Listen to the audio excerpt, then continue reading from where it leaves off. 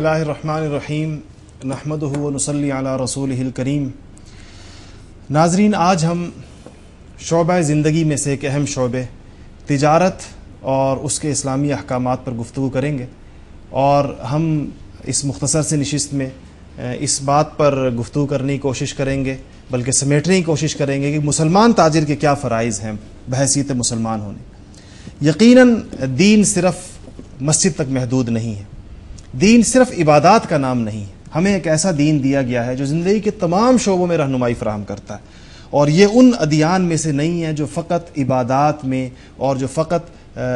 پوجا پاٹ تک جس کی حقیقت ہو اس تک محصور اور منحصر نہیں ہے اس پر۔ قرآن پاک میں کہا گیا ہے کہ یا ایھا الذین آمنوا ادخلوا فی السلم کافہ، کہ اے ایمان والو دین میں اور اسلام میں پورے کے پورے داخل ہو جاؤ۔ دیکھیں، مطالبہ ایمان والوں سے ہو رہا ہے، تو پورے کے پورے داخلے کا مطلب یہ ہے کہ جتنے شعبے جن سے تم وابستہ ہو، تمہاری تجارت ہو، تمہاری معیشت ہو، تمہاری سیاست ہو، تمہاری معاشرت ہو، تمہاری معیشت ہو، جو بھی شعبہ ہے زندگی کا جس کے ساتھ انسان کا تعلق ہو سکتا ہے، اس میں پورے دینی احکامات کا خیال رکھو۔ انہی شعبوں میں سے ایک شعبہ تجارت کا شعبہ ہے، جس سے انسانوں کی بڑی تعداد وابستہ ہوتی ہے، اور یہ بڑا مبارک شعبہ ہے کہ انبیاء علیہ الصلوۃ والسلام سے بھی یہ کام لیا گیا اور انہوں نے بھی تجارتیں کی۔ خود ہمارے نبی حضور صلی اللہ علیہ وسلم نے حضرت خدیجۃ الکبریٰ کے مال کو لے کر آپ نے باقاعدہ تجارتی اسفار فرمائے، جس سے آپ حضرات بخوبی واقف ہوں گے۔ ایک مسلمان تاجر کے لیے قرآن پاک میں، احادیث میں بہت ساری رہنمائی موجود ہے۔ آج میں آپ کے سامنے کچھ آیات پڑھوں گا جو سورہ قصص کی ہیں۔ ان آیات میں خطاب تو قارون کو ہے، مگر اسی خطاب میں ایک مسلمان تاجر، صنعت کار یا ہر وہ آدمی جس کو اللہ تعالیٰ کی جانب سے مال دیا گیا ہے اور وہ ایک متمول اور ایک اچھا کھاتا پیتا آدمی سمجھا جاتا ہے، اس کے لیے اس میں بڑی رہنمائی۔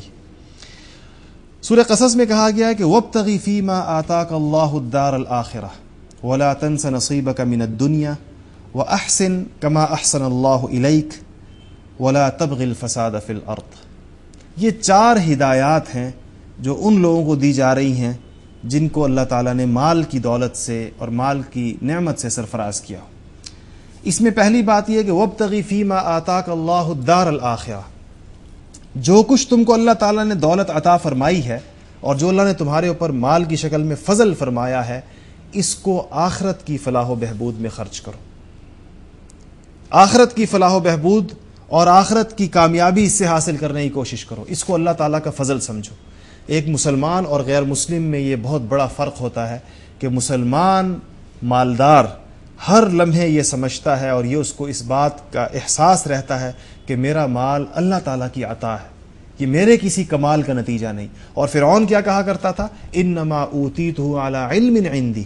کہ میرے پاس جو کچھ ہے یہ میرے علم کی وجہ سے ہے، یہ میرے تجربے اور میرے کمالات، یوں کہیں کہ میری بزنس ایکسپرٹیز کی وجہ سے ہے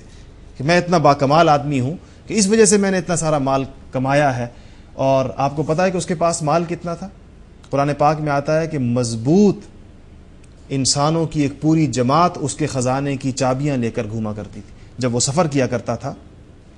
ان مفاتحہ لتنوء بالعصبۃ اولي القوہ، کہ اس کی خزانے کی چابیاں، ایک پورے خزانے کو ایک تالا لگتا ہے، اور کتنے تالے لگ جائیں تو ایک آدمی اٹھا سکتا ہے، لیکن مضبوط آدمیوں کی ایک پوری جماعت، ایک پورا جتھا، ایک ٹیم اس پر مامور تھی جو صرف اس کے خزانے کی چابیاں لے کر چلا کرتی تھی۔ مگر اس خزانے اور اس مال کو وہ اللہ کی عطا نہیں سمجھتا تھا۔ انما اوتیتہ علی علم عندی، وہ کہتے میرے تجربے اور میرے علم کے نتیجے میں نے یہ مال کمایا۔ تو مسلمان کی یہ شان نہیں ہے کہ وہ اپنے پاس موجود چیزوں کو اپنے کسی کمال کی طرف منسوب کرے، بلکہ اس کو اللہ کا فضل سمجھے گا۔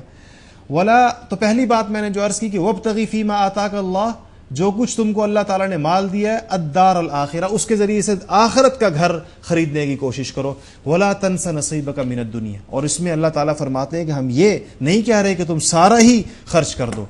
آخرت کے لیے سارا خرچ کر دو، یہ تم سے نہیں کہا جا رہا، بلکہ تم اس میں اپنا حصہ بھی یقیناً رکھو۔ ولا تنس نصیبک من الدنیا، جو تمہارا حصہ، جو تمہاری ضروریات کے لیے تمہیں چاہیے، وہ یقیناً تم اس میں سے بچا کے رکھو۔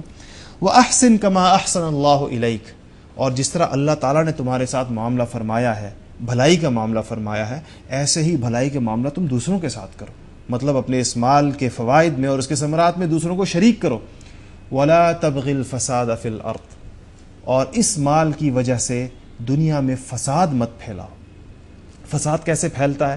قرآن کی اصطلاح میں جب انسان اللہ تعالیٰ کی نافرمانیاں کرتا ہے اور وہ سارے کام جو اللہ کی نافرمانی کے شمار ہوتے ہیں وہ فساد فی الارض کے زمرے میں آتے ہیں۔ جب انسان اللہ کی نافرمانی کرتا ہے تو زمین میں فساد پھیلتا ہے، ایک دوسرے کے حقوق تلف ہوتے ہیں، اور مال کمانے میں بھی فساد ہو سکتا ہے کہ جب یہ مال کے حقوق ادا نہ کر رہا ہو، جب یہ سود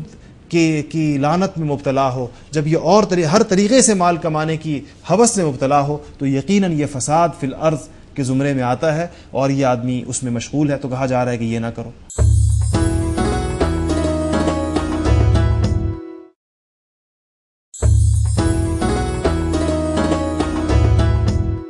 چار ہدایتیں یہ فقط قارون کے لیے نہیں ہیں، اگرچہ اس کا مخاطب وہی ہے، مگر یہ ہر اس آدمی کے لیے ایک پیغام ہے جس کو اللہ تعالیٰ نے مال کی نعمت سے سرفراز کیا۔ اس کے بعد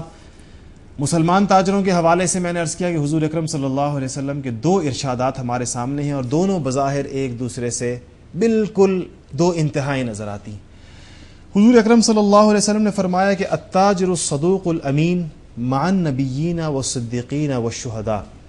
کہ سچا اور امانت دار تاجر قیامت کے دن انبیاء، صدیقین اور شہداء کے ساتھ ہوگا۔ وہ تاجر جو سچا ہو، جھوٹ کہہ کر مال نہ بیچتا ہو، مال کی غلط کوالٹیز اور اسپیسیفیکیشنز نہ بیان کرتا ہو، بلکہ وہ سچا ہو اور امانت دار ہو، تو اس کا انجام اور اس کا حشر قیامت میں انبیاء، صدیقین اور شہداء کے ساتھ ہوگا۔ اسی طرح حضور اکرم صلی اللہ علیہ وسلم کا میں دوسری انتہا جس کا میں نے ذکر کیا، وہاں پر فرمایا کہ التجار یحشرون یوم القیامت فجارا الا من اتقى وبر وصدق۔ فجار کے معنی ہیں جس طرح ہم کہتے ہیں فاسق، فاجر، گناہگار، نافرمان، کہ التجار یحشرون یوم القیامت فجارا، کہ تاجروں کو، تجار تاجر کی جمع ہے، تاجروں کو قیامت کے دن اس حالت میں اٹھایا جائے گا کہ وہ فاجر ہوں گے، الا مگر وہ لوگ، من اتقى جس نے تقوی اختیار کیا، وبرّ اور نیکی کا رستہ اختیار کیا، وصدق اور سچائی کا رستہ اختیار کیا۔ تو اب دیکھیے تاجر کو ایک طرف نبیوں، صدیقین اور شہداء کے ساتھ اس کا حشر کے بارے میں کہا جا رہا ہے، دوسری جگہ کہا جا رہا ہے کہ فاجروں کے ساتھ اس کا حشر ہوگا۔ یہ فرق کیوں ہے؟ یہ فرق یہی ہے کہ جو آدمی تجارت کو ایک دینی ذمہ داری سمجھ کر اپنے گھر والوں کے لیے حلال رزق، اپنے معاشرے میں ایک صحت مند معاشی سرگرمی اور اپنی نیت کو درست کر کے پھر اس کے احکامات کو سیکھ کر اور سمجھ کر، تجارت کے احکامات ہیں، لین دین کے، خرید و فروخت کے، یہ مسلمان کے معاملات شریعت سے باہر کسی صورت میں نہیں ہو سکتے۔ یہ جو چیز کی خرید و فروخت ہمیں اتنی آسان بات نظر آتی ہے کہ پیسے دیے اور چیز لے لی، اس کے احکامات ہیں، اس کے لیے شریعت میں تفصیل بیان کی گئی ہے، اس کی شرائط ہیں۔ بھائی جس چیز کا قبضہ نہ ہو اس کو نہیں بیچ سکتا، جس کو وہ اون نہ کرتا ہو اس کو نہیں بیچ سکتا، جو کموڈٹی ایگزسٹ نہ کرتی ہو اس کو نہیں بیچ سکتا۔ اچھا اگر اس کی پرائس جو ہے وہ باقاعدہ بالکل اس کو متعین نہیں کیا گیا تو نہیں بک سکتی، اور اگر جو چیز بیچی جا رہی ہے، جو سبجیکٹ میٹر آف سیل ہے، اگر وہ متعین نہیں ہے تو وہ نہیں بک سکتی۔ تو یہ ساری جو شرائط ہیں ان کا لحاظ کر کے چیزیں خریدی اور بیچی جائیں گی، تب ہی اس کا منافع اس تاجر کے لیے حلال ہوتا ہے، اور اگر اس کے بغیر وہ بیچ رہا ہے اور خرید رہا ہے تو وہ منافع اس کے لیے حلال نہیں ہے، اور اس کا شمار ان لوگوں میں نہیں ہے کہ جن کو یہ بشارتیں سنائی گئی ہیں۔ حضرت سیدنا عمر فاروق رضی اللہ تعالیٰ عنہ مدینے کے بازاروں میں باقاعدہ تاجروں کا امتحان لیا کرتے تھے اور ان سے پوچھا کرتے تھے کہ تم کس طریقے کے ساتھ تجارت کرتے ہو، کیا تم اس بات کو سمجھتے ہو کہ خرید و فروخت بحیثیت ایک مسلمان تاجر کے شریعت کے احکامات کے مطابق کیسے کی جائے گی؟